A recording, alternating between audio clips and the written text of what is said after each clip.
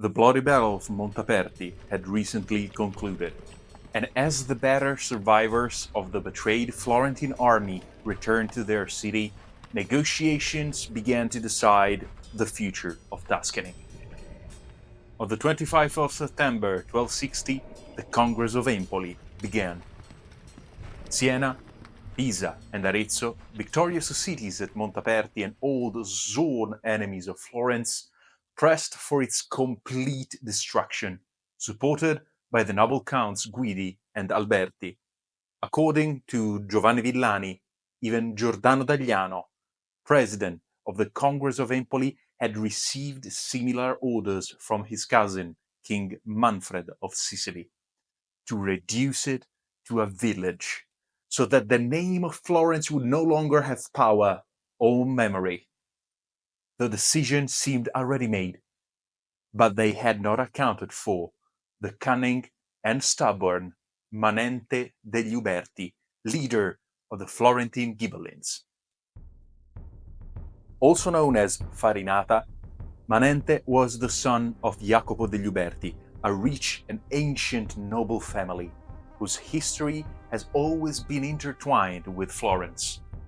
They were so proud of their lineage that they wanted to trace the origin back to Catilina, a noble at the head of a conspiracy during the times of the ancient Roman Republic.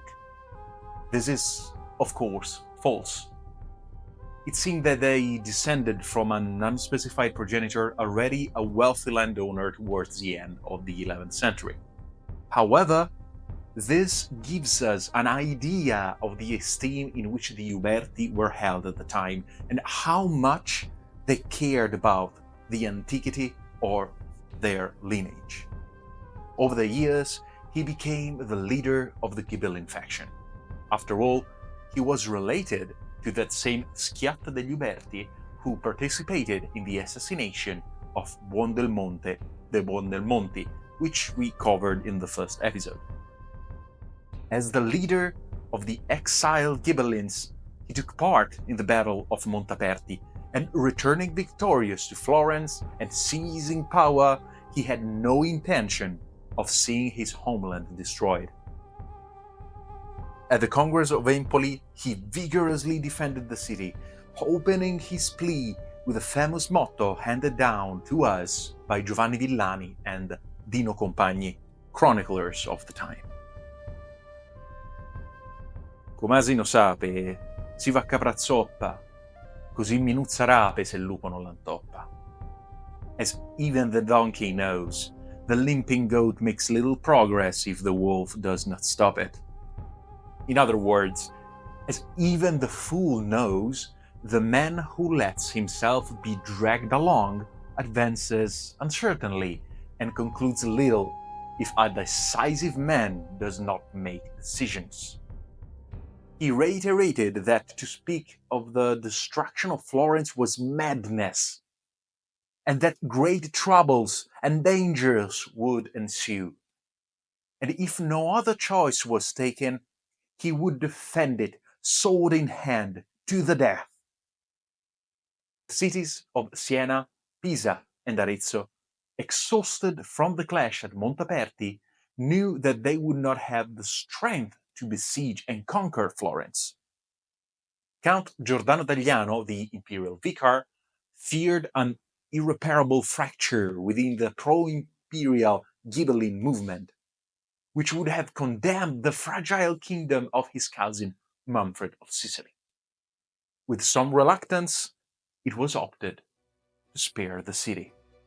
Thus, Florence was saved from the destruction and ruin thanks to the intervention of Farinata degli Uberti. The Florentine people, however, were ungrateful, unappreciative of him, his progeny, and his house, but we'll talk about this in future episodes. This decision was crucial for the history of the city, of Tuscany, even Europe. Just think that the Medici family, with their diplomatic and dynastic ties throughout the continent, the Italian Renaissance and its great artists, the Dominican Savonarola, and the genius of Dante Alighieri would have not been present in the historical form we all know. It was Dante himself who immortalized Farinata in his comedy, portraying him proud in posture and expression, which not even hell had managed to bend. Fui io solo, laddove sofferto fu per ciascun di torre via Fiorenza, colui che la difesi a viso aperto.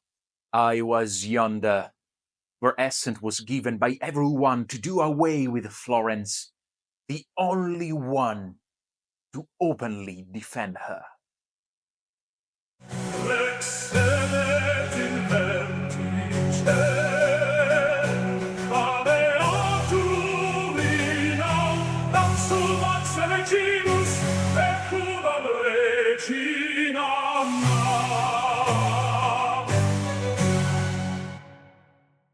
News of the defeat at Montaperti reached Florence with the first survivors who had escaped the massacre. Only a few days had passed since that tragic 4th of September, and the city was plunged into despair, gripped by fear of imminent destruction.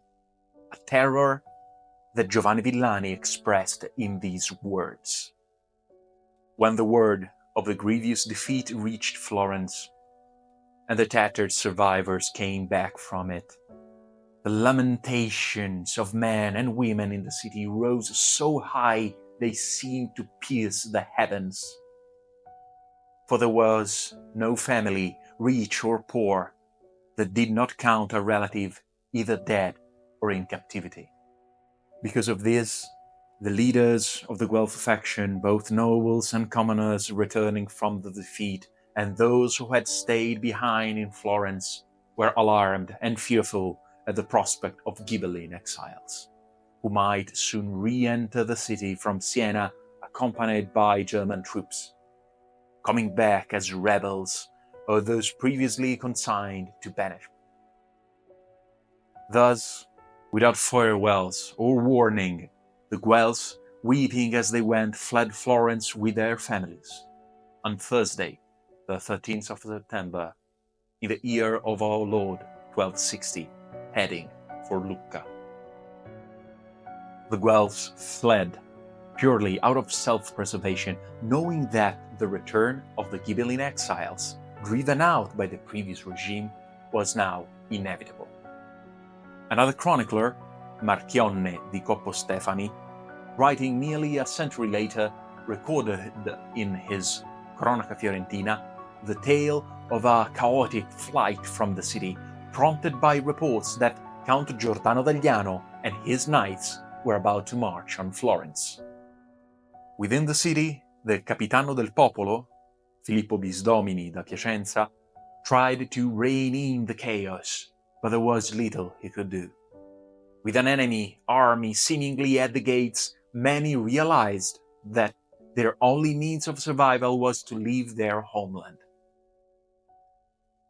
The families of the Bardi, Mozzi, Frescobaldi, Cavalcanti, Pazzi, Adimari, Gianfigliazzi, Donati, Soderini, and many more packed up their dearest possessions and set off, mostly towards Lucca, a friendly Guelph stronghold on the frontier.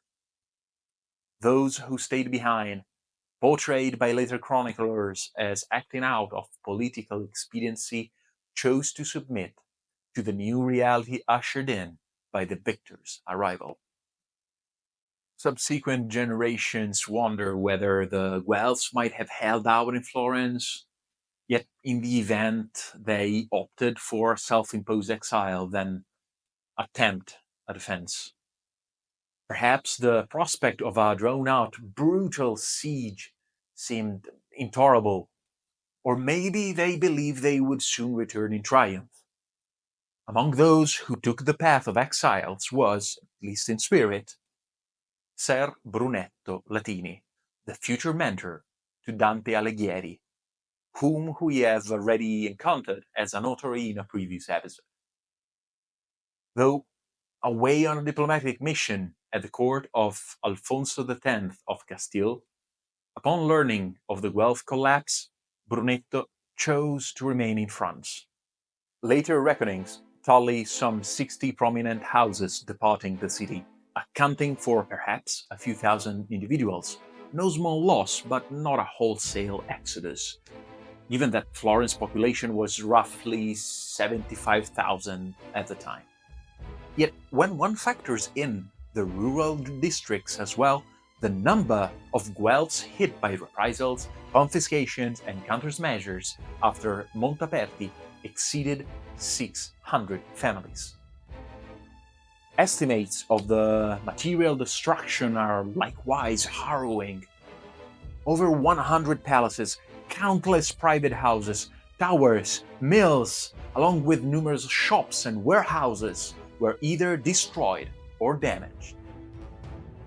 When pleas for compensation emerged during the subsequent Guelph restoration, the projected costs exceeding 130,000 lire underscored how the city's opulence, so radiant before 1260, had been heavily diminished. Those who remained, particularly Ghibellines, profited from confiscated houses, towers, and assets, whereas the Guelphs suffered both dispossession and exodus.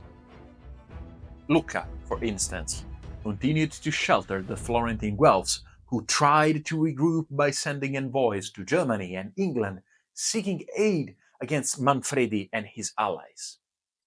For the Florentine Guelphs, this held out a glimmer of hope. If Siena's Ghibelline coalition, potentially dominating central Italy, grew too powerful, only foreign assistance might offer a path back to power. Indeed, the Sienese labored to curtail the Guelph's dealings with Europe, believing that swelling anti-Swabian sentiment could once again tip the balance of power. Meanwhile, the Ghibelline factions extended its influence across Tuscany. Pistoia and Prato barred entry to exiled Guelphs. Arezzo, for a time, still resisted alignment with Siena and the imperial cause, but soon found itself isolated.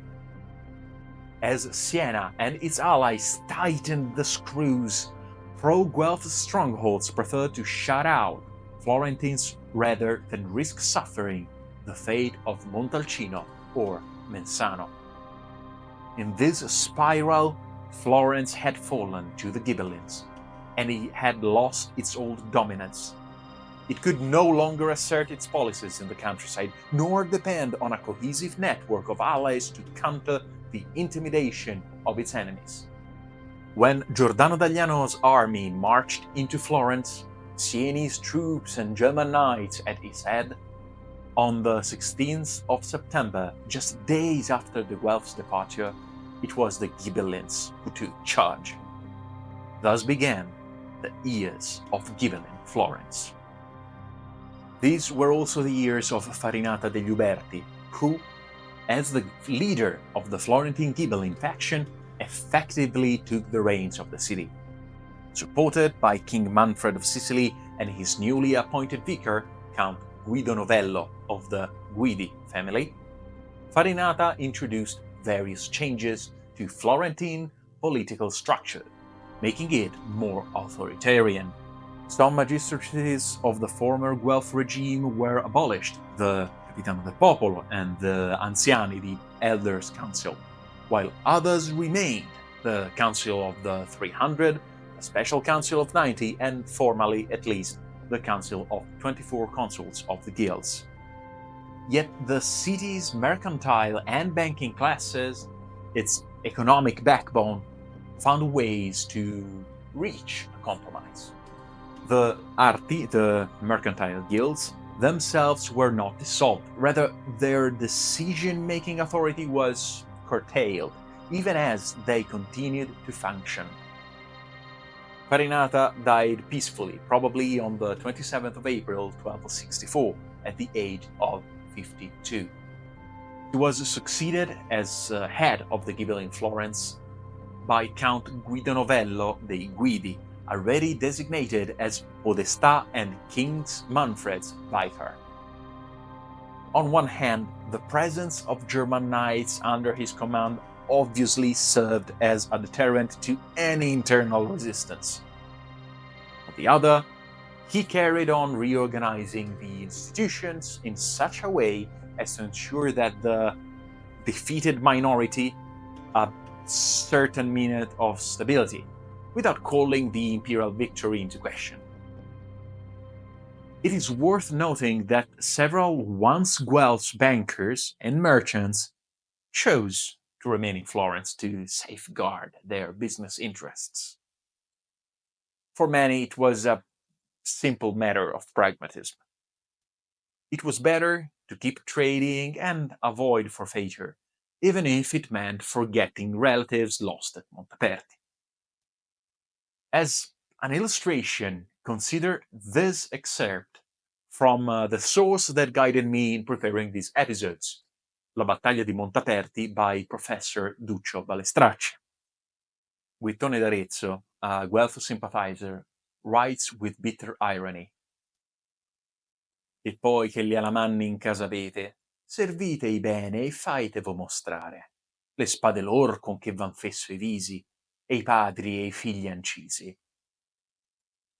And now that you have the Germans in your homes, serve them well, and make sure they show you the swords in which they cleft your faces, and fathers and sons slew. E piacemi che lor degiate dare, perch'ebbero in ciò fare fatica assai de vostre gran monete. And I am glad you must give them, since they strove so hard at it, so many of your fine coins. The cost of formally declaring loyalty to Count Guido Novello was borne by the bankers at least on a religious level. Pope Alexander IV and later Urban IV issued severe censures against these townspeople, accusing them of propping up anti-papal government and advancing Ghibelline policies. The Arte della Lana, the Wool Guild, in particular, found itself at the heart of a papal indictment, which underscored the economic and political heft of those merchants, regarded by the Pope as the true foundations of Ghibelline power in Florence. From a Florentine viewpoint, then, the period following Montaperti was harsh, but not wholly ruinous. Certainly, the most uncompromising Guelphs either fled or were silenced, yet the victors did not uproot all the popular classes or the wealthy guilds. Put more plainly, while the Cavalcante, Bardi and Frescobaldi abandoned their homeland, many other families chose to coexist with the new order, perhaps holding out hope for a future restoration, doing no more than obeying Ghibelline dictates. Meanwhile, Siena, Pisa, and the other Ghibelline cities of Tuscany reorganized themselves, forging a league built around standing military contingents. Florence, brought low under Siena's sway, found itself paying heavy financial dues and hiring knights and infantry on the League's behalf. A climate of uncertainty reigned in Florence. The Ghibellines held power, flanked by magnates and merchants willing to collaborate. Yet the city itself never played too active part in the fighting, simply providing the promised resources. When, in 1264-1265, various foreign podestà succeeded one another and the Guelph stronghold in Lucca finally fell, Tuscany seemed almost entirely Ghibelline. Still, as one letter by a cardinal cited by Villani claims, some believed that Florence would one day rise again. Those who have been defeated shall triumph in their turn, and they shall not forever remain the vanquished. Quite possibly a later invention, it nevertheless revealed the uncertainty surrounding the regime's longevity. By late 1265, the signs of instability had grown more evident. Pope Urban IV increased his pressure on the mercantile classes that supported Ghibelline rule in the city, aiming to isolate those loyal to King Manfred of Sicily. Meanwhile, the Ghibelline League itself was struggling. Pisa refused to push Lucca too hard. Siena was focused on keeping tight control of the League, and Florence was beset by internal rifts, with part of the merchant classes wary of pouring out funds. I would like to end with a curious excerpt from Giovanni Villani. In the year of our Lord, 1264, in the month of August, a comet appeared in the sky, trailing long rays behind it. It rose in the east with a great glow, and as it progressed across the sky towards the west, its tail shone brightly. This went on for 3 months, until November. This comet foretold diverse and momentous change in several parts of the world. At least on this occasion, the astrologers were right. Significant changes were about to unfold. But we shall speak of those in our next episode. Thank you.